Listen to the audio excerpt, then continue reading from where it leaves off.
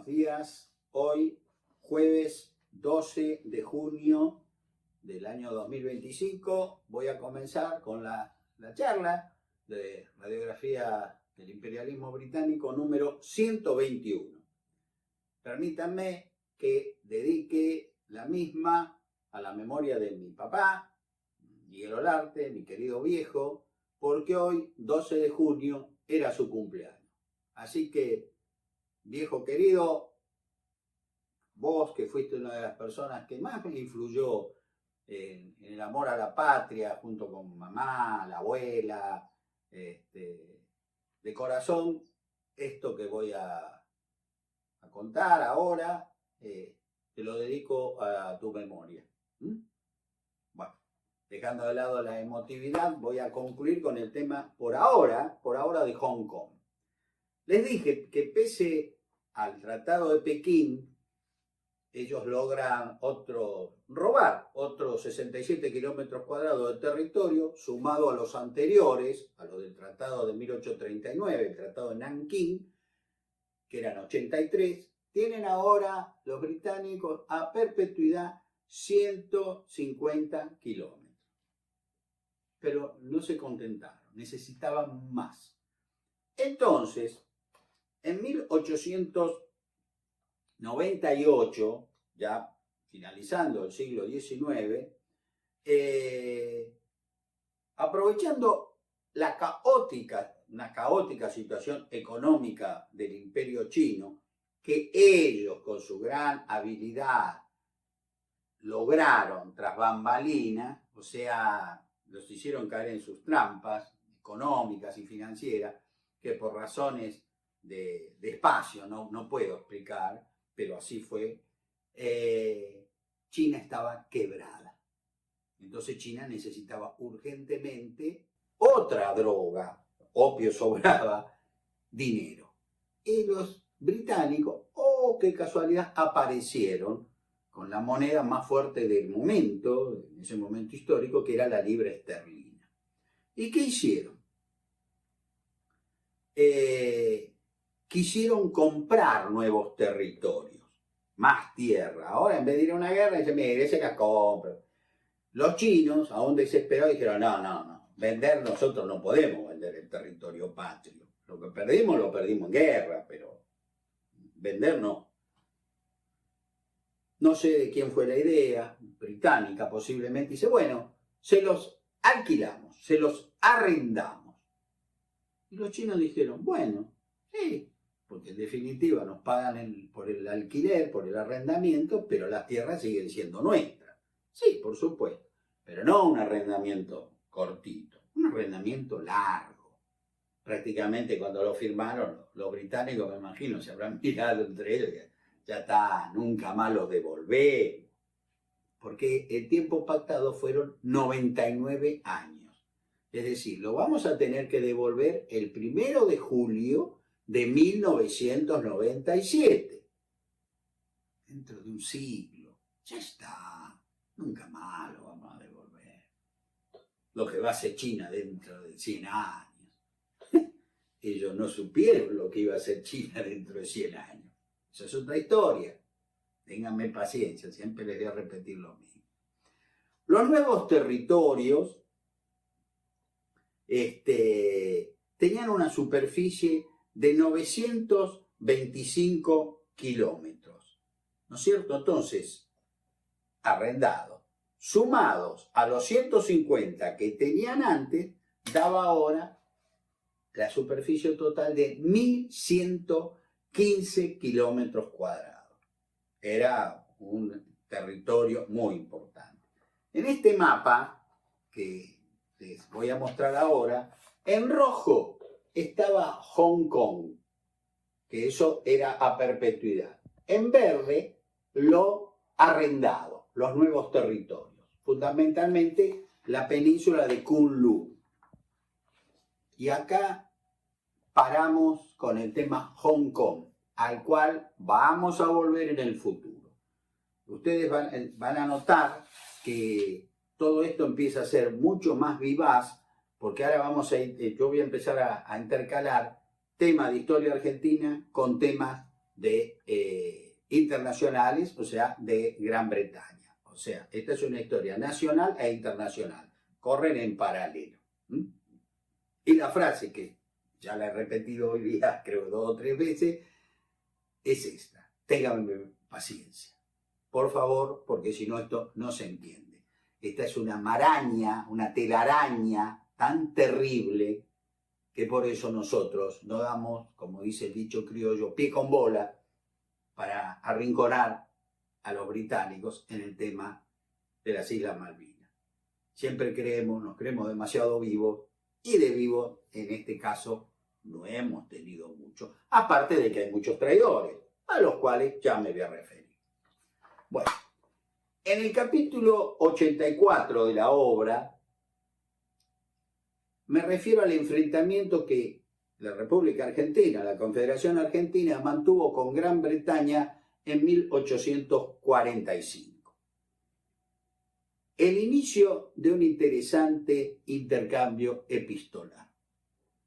Enterado el general José de San Martín en 1838 del bloqueo a nuestros puertos por una flota francesa, y sin conocer los pormenores de los sufrimientos de César Hipólito Baclé, a los cuales ya me he referido, que terminaron con este hombre que perdió la razón, porque acuérdense que le hicieron varias parodias de fusilamiento, una tortura que... Estos padecimientos sufridos por Baclé no fue el único, era una especie de sarcasmo, de sadismo que se tenían en esa época los guardiacárceles, qué sé yo. Verdaderamente no lo puedo entender. Lo mismo le va a pasar a un gran pintor argentino, que era de simpatías rosistas, eso es lo más increíble, Carlos Morel, que llevado a un falso fusilamiento, cuando lo iban en sí a fusilar, llegó la orden de decir: no, pará, nos equivocamos, este tipo no es. Morel terminó loco. Murió en Quilmes en 1891, prácticamente 50 años después de ese humillante, de ese aberrante hecho, de ponerlo a uno en un paredón y decirle: te vamos a fusilar, preparar todo para fusilarlo, y no fusilarlo. En fin, la cuestión que Juan Manuel de Rosas va a recibir una carta inesperada procedente de Francia, que en ese momento que estábamos enfrentados con los franceses. Su remitente era nada más ni nada menos que el Libertador, el general José de San Martín. Y la carta dice así: Grambourg, cerca de París, 5 de agosto de 1838. Excelentísimo señor capitán general, don Juan Manuel de Rosas. Muy señor mío y respetable general. Separado voluntariamente de todo mundo público el año 23 y retirado en mi chacra de Mendoza, siguiendo por inclinación una vida retirada, creía que ese sistema, y más que todo mi vida pública, en el espacio de 10 años, me pondrían a cubierto con mis compatriotas de toda idea de ambición a ninguna especie de mando. Me equivoqué en mi cálculo. A los 2 meses de mi llegada a Mendoza, el gobierno que en aquella época mandaba en Buenos Aires no solo me formó un bloqueo de espías, entre ellos uno de mis sirvientes, sino que me hizo una guerra poco noble en los papeles públicos de su devoción, tratando al mismo tiempo de hacerme sospechoso a los demás gobiernos de las provincias. Por otra parte, los de la oposición, hombres a quienes en general no conocía ni aún de vista, hacían circular la absurda idea que mi regreso del Perú no tenía otro objeto que el de derribar la administración de Buenos Aires, y, para corroborar esta idea, mostraban, con una imprudencia poco común, cartas que ellos suponían yo les escribía. El gobierno al que se está refiriendo de 1823 era el brigadier Martín Rodríguez, pero en sí no era Martín Rodríguez el que hacía esto, era su ministro, Bernardino Rivadavia, que le tenía verdaderamente muy poco cariño, por decirlo levemente, al Libertador.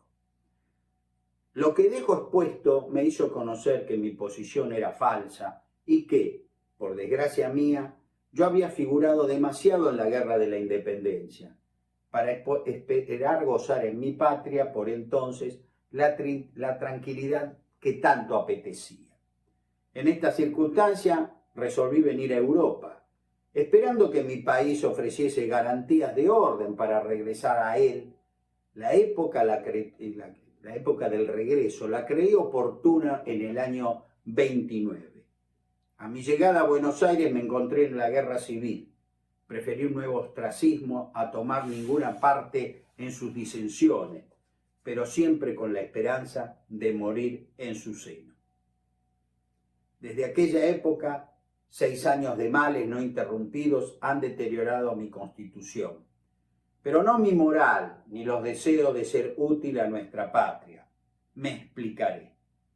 He visto por los papeles públicos de París, de Francia, el bloqueo que el gobierno francés ha establecido contra nuestro país. Ignoro los resultados de esta medida. Si son los de la guerra, yo no sé lo que mi deber me imponía como yo solo sé lo que mi deber me imponía como americano.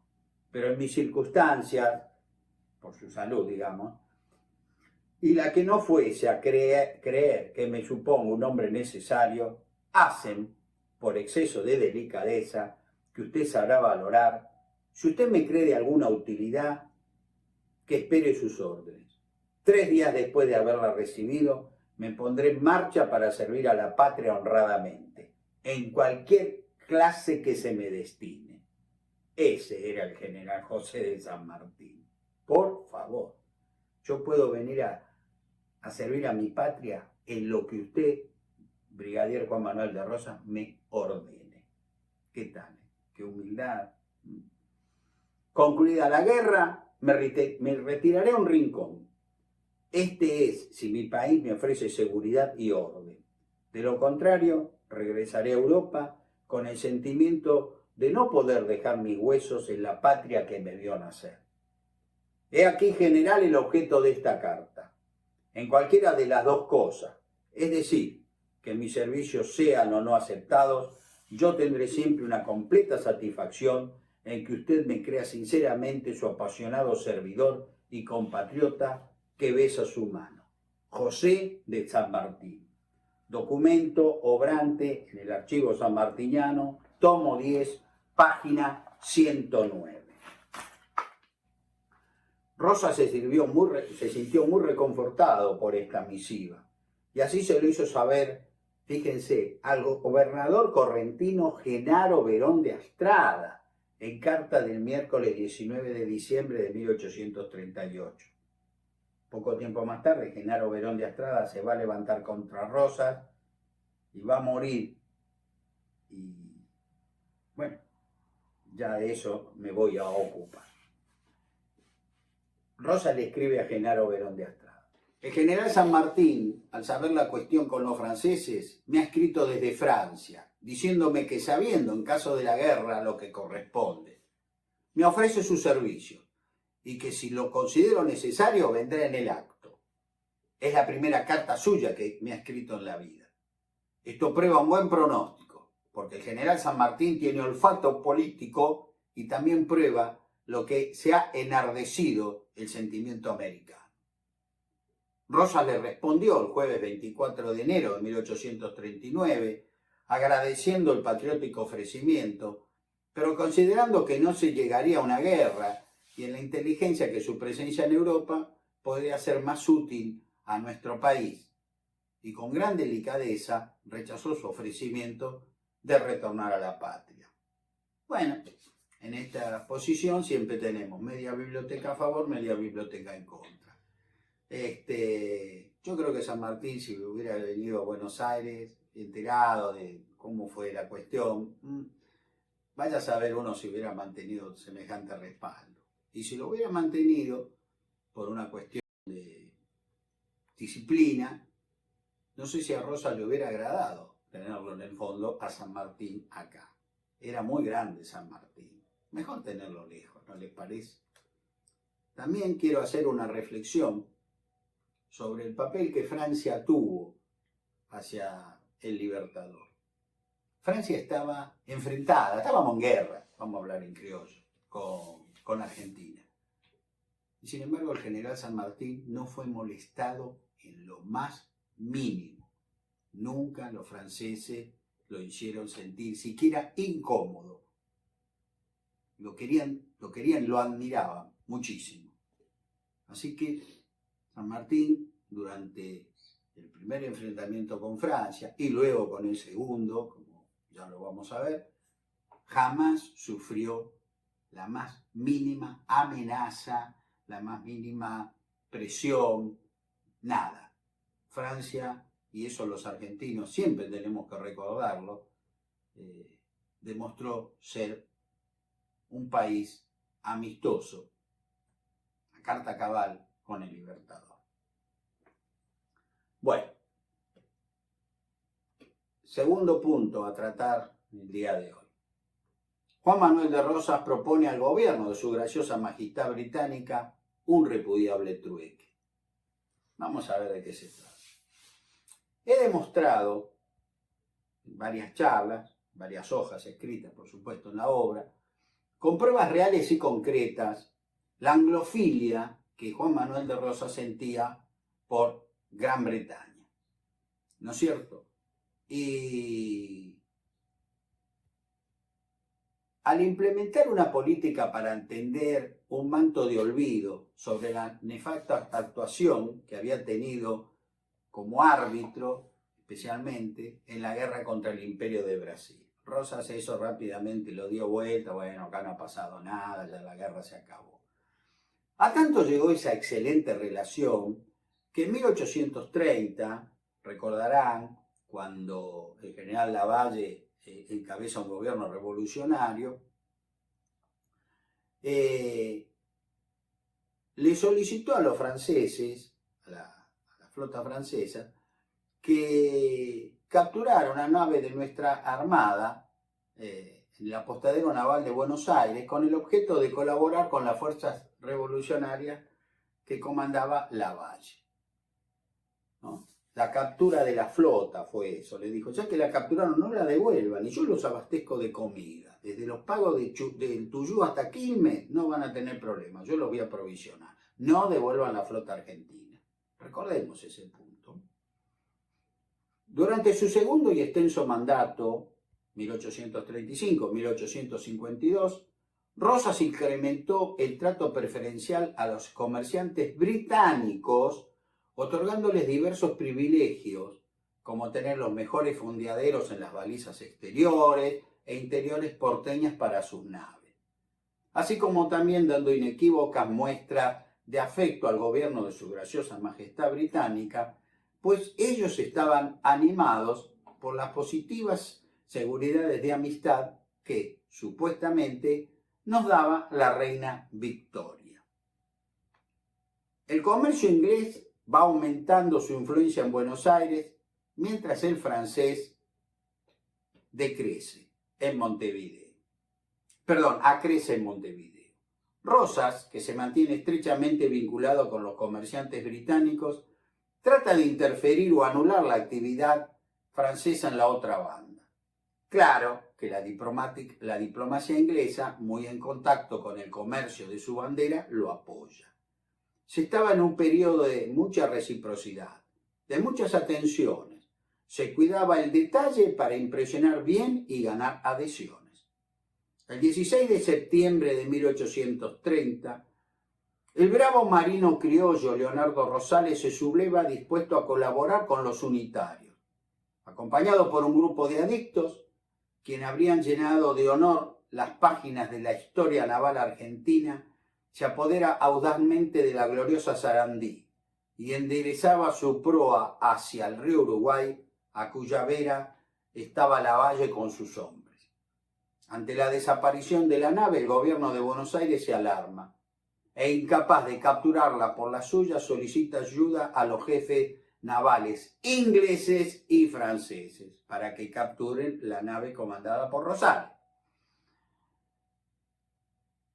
Y la obtiene. El bergantín británico Algerine, a las órdenes del capitán Talbot, la corbeta francesa Emulation, comandada por el teniente de navío Barral, y la goleta Étoile du Sud, Estrella del Sur, al mando del teniente de navío Santí, zarpan inmediatamente para prender la nave rebelde del gobierno bonaerense. Rosas acaba ahí de pedir la ayuda extranjera en una cuestión absolutamente doméstica y se disgustaba luego cuando eran los unitarios quienes requerían y aprovechaban esa ayuda. Esto lo escribió el autor Alfredo Burnett Merlin en su obra Cuando Rosas quiso ser inglés. Es decir, es el viejo dicho de que veo la paja en el ojo ajeno y no el tarugo en el ojo propio. Cuando yo pedí ayuda a los ingleses y franceses para capturar una nave rebelde, estuvo bien. Cuando los unitarios pidieron ayuda a los franceses, estaba mal. ¿Cómo es la cosa? No es así. Siempre tiene que ser la misma. No pactar con el extranjero. Cuando lo hace uno, está mal. Cuando lo hace otro, también está mal.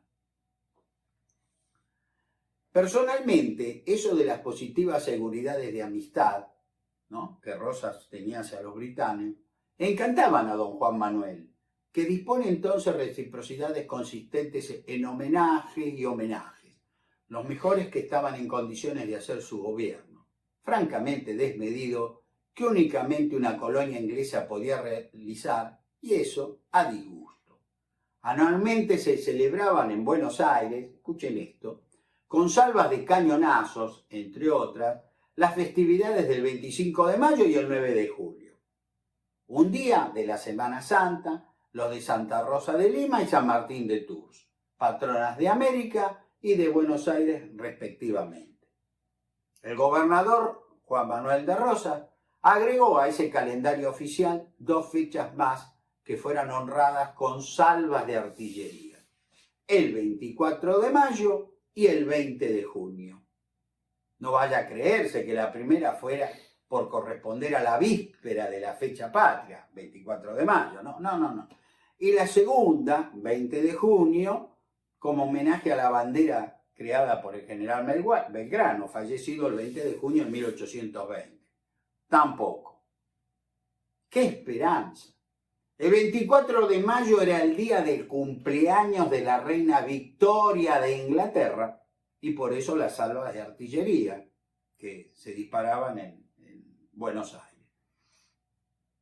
Y el 20 de junio, no un recuerdo al fantástico, al heroico general Manuel Belgrano.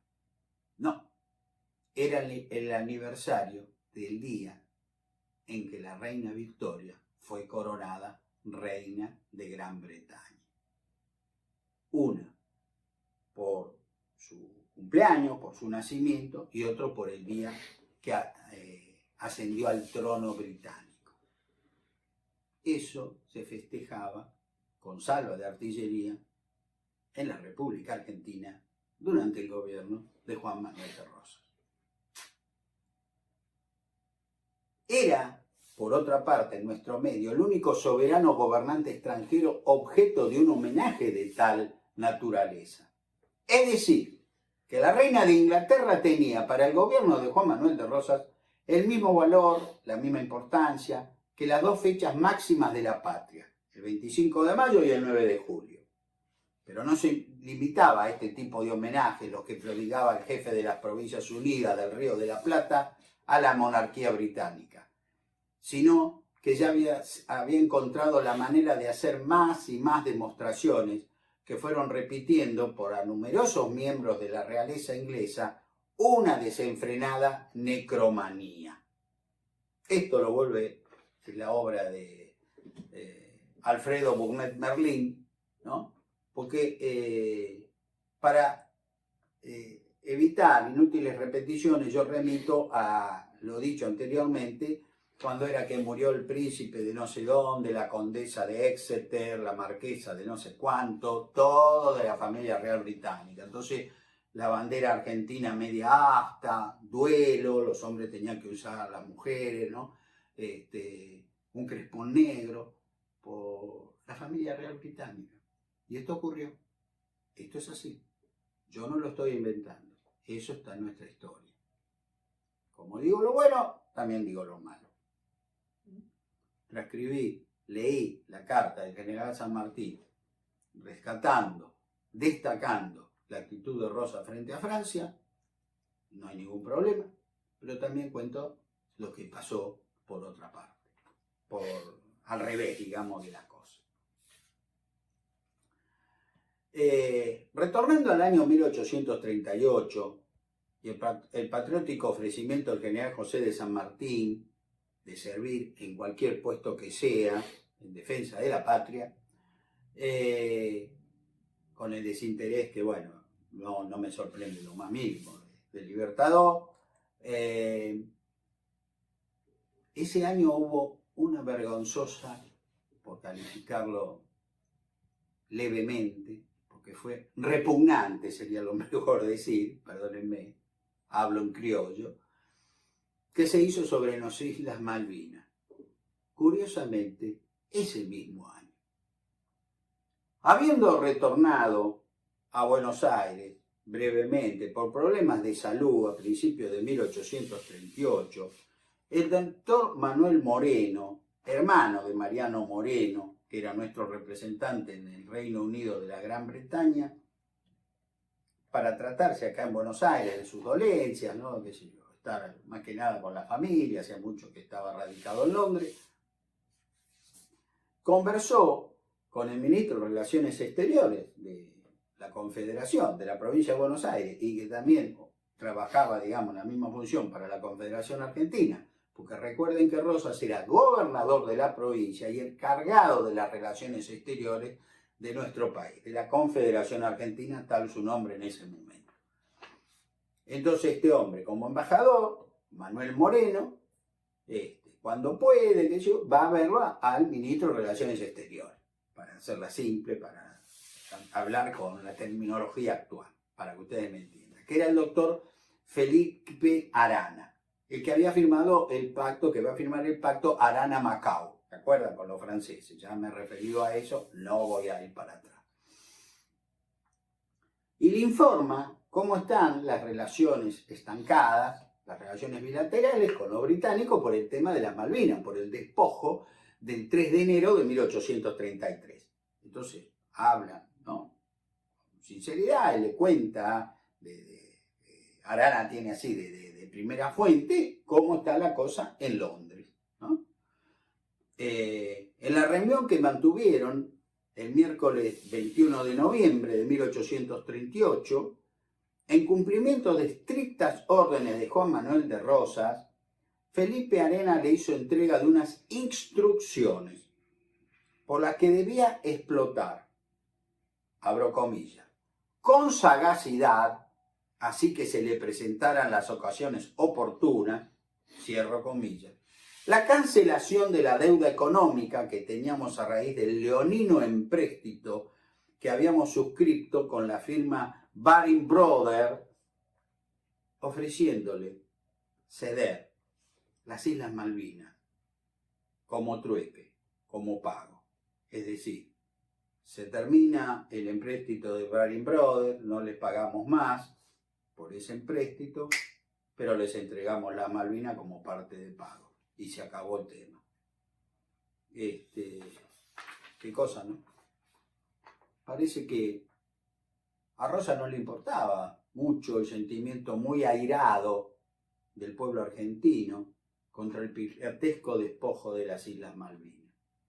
Como lo aseveró el más importante periódico británico, el Times de Londres, que en su edición, recuerdo, del martes 23 de abril de 1833, al dar a conocer la usurpación de las Islas Malvinas, expresó que el gobierno británico había abro comillas, esto lo dijo el Times de Londres, en la edición, repito, del martes 23 de abril de 1833, con este robo, digamos, con esta usurpación, el gobierno británico ha dado un giro inesperado con la toma de las islas en 1833, consignando a continuación dicho periódico.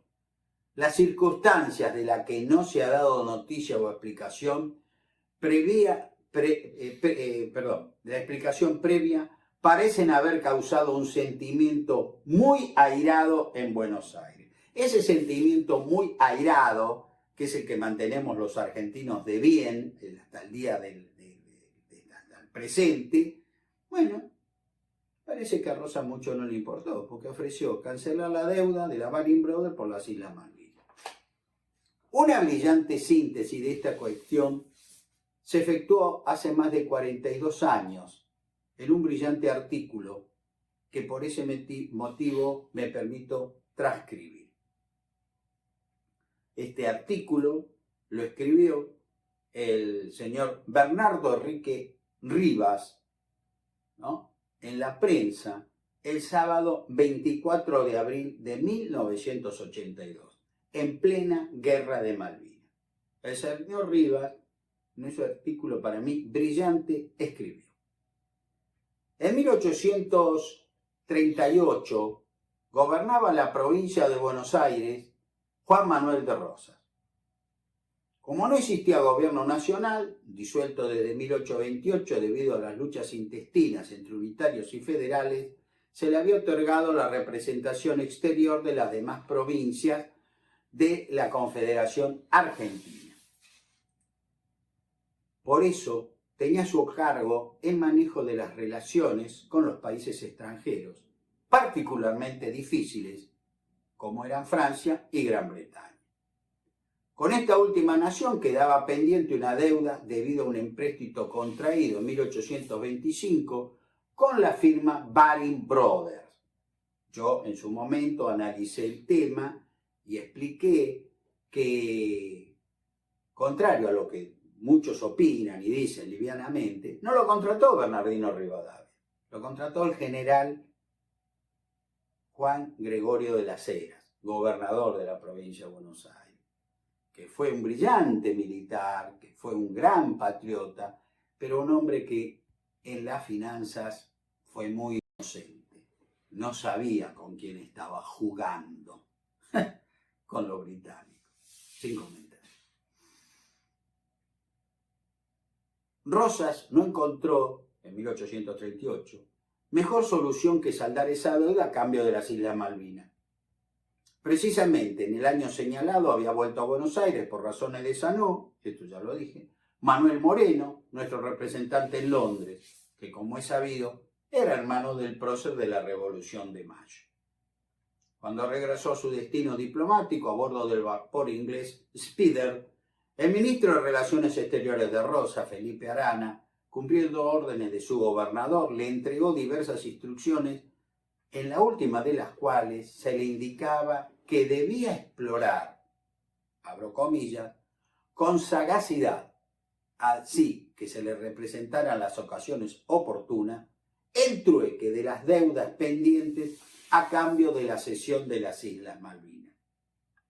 Estas instrucciones, del 21 de noviembre de 1838, dieron lugar a negociaciones secretas que se prolongaron algunos años más, pero fracasaron, afortunadamente, aclaro yo, pero fracasaron por la negativa del gobierno de la reina Victoria, que habrán dicho: ¿para qué le vamos a cancelar la deuda si las islas son nuestras y no las vamos a devolver nunca? Punto. Eso corre por mi cuenta. Las mismas fueron reveladas por historiadores como Ricardo Calet-Bois, Alberto Cortazo, Pedro Agote y otros, y quedaron incluso pruebas de ellas en los archivos del Ministerio de Relaciones Exteriores y han sido reconocidas, miren qué interesante, y han sido reconocidas estas negociaciones por autores rosistas como Adolfo Saldías en su Historia de la Confederación en el tomo 7. Por supuesto que ese intento fracasado de negociación vergonzosa contrasta con los mensajes anuales a la legislatura en los que se reiteraba el reclamo de las islas. Son argentinas, las vamos a... Sí, pero en el fondo, si hacemos el trueque, anulamos al Baring Brothers por las islas, ya está, todo bien. Esa es la verdad. Pero también contrasta con los mismos, y es el detalle que debe retenerse, la Convención del 24 de noviembre de 1849, destinada a restablecer, comillas, la perfecta amistad entre el gobierno de Su Majestad y el de la Confederación Argentina, después del levantamiento del bloqueo inglés al que me voy a referir en las próximas charlas. Ese tratado fue firmado por el ministro Arana y el representante británico Southern para solucionar todas, repito, todas las diferencias entre ambos países. Consta de 7 artículos y en ellos no se dice una sola palabra de las Islas Malvinas. Fue indudablemente una curiosa amnesia de Juan Manuel de Rosas, que algunos quieren presentar como el campeón de la soberanía. Mis amigos, en esta obra, en esta saga de 7 tomos, de 7 libros, yo no me detengo por falta de espacio, de espacio para escribir, por eso son 7 tomos, y en estas charlas tampoco me detengo por un corset temporal. No digo, bueno, esto no, yo pongo toda la carne sobre el asador. Ustedes dirán si lo que escuchan les gusta o no les gusta, pero sí les quiero aclarar una vez más, yo no invento nada. Aquí está un trabajo que en algunos aspectos, en algunos puntos, yo inicié hace más de 50 años. Y seguí juntando y agregando, hasta que un día, como ustedes ya lo saben, cuando estuvo en riesgo mi vida, que me tuvieron que poner un marcapaso, dije, qué lástima que no escribí lo de Malvinas. Y aparte de otros libros que quise escribir sobre la vida de General San Martín y de Guillermo Enrique Hudson, cuando logré cumplir esa parte de la deuda que yo mismo tenía conmigo, dije, ahora va Malvinas. Y así nació Radiografía del Imperialismo Británico. Mucho de lo que ustedes escuchan, estoy seguro, no a todos les va a gustar, pero sí les puedo decir una cosa. Yo jamás les he mentido. Yo nunca he dicho nada que no he podido probar. Y esa es la historia de nuestra patria, con sus grandes logros y con sus miserias humanas. Pero no barro jamás bajo la alfombra. Por lo menos eso, con honestidad, creo que me lo he ganado. Nadie podrá decir que yo hablo mal de uno, pero oculto la miseria de otro. No, yo digo todo. Lo bueno y lo malo. Al que le guste, bien. Que le quepa el sayo al que le corresponda. Mis queridos amigos, hoy, vuelvo a repetir, en esta charla tan significativa, porque era el cumpleaños de mi viejo, me despido de ustedes hasta la próxima, que va a ser el 14 de junio, el sábado. Vamos a tener una charla especial, porque ese día cumplimos 3 años de haber iniciado esta patriada o esta locura. Ustedes eligen, el menú está abierto. Que tengan ustedes muy buenas tardes.